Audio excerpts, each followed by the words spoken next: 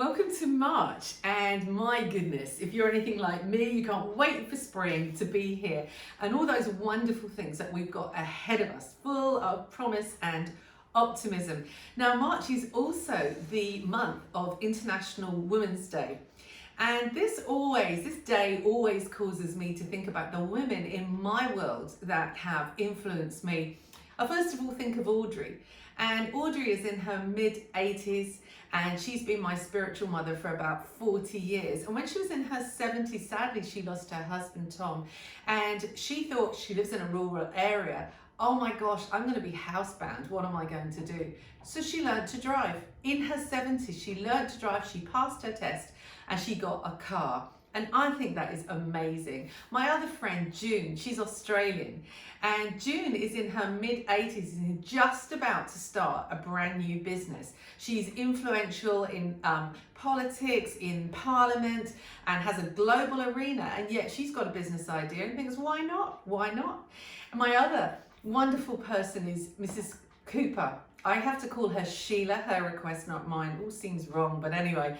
Mrs. Cooper was my favourite teacher. She was wonderful. And you know, I left school at 16. I got married at 17. And a lot of people's opinion, I probably didn't get off to the best start. But she always spoke positive affirmations over me. She used to say, Liz, you can do anything.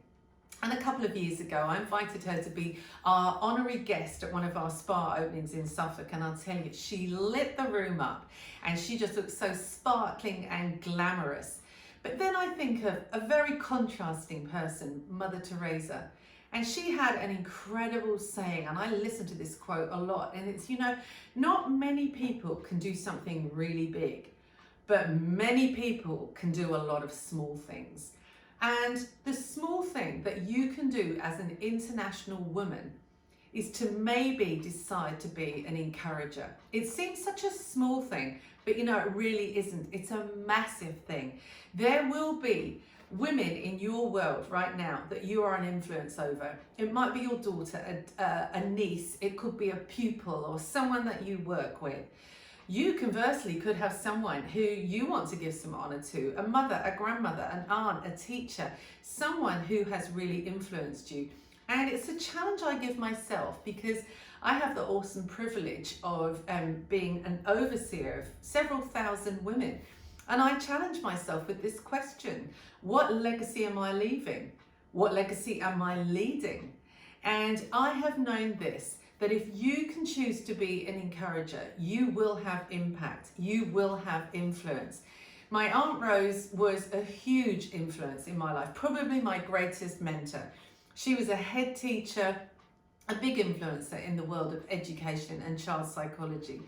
But when I was a little girl, I used to say to people, my Aunt Rose, she's travelled halfway around the world. And she'd say, no, all the way around the world, darling. And she caused me to think bigger, to see the world as a big place. But the one small thing she did constantly was encourage.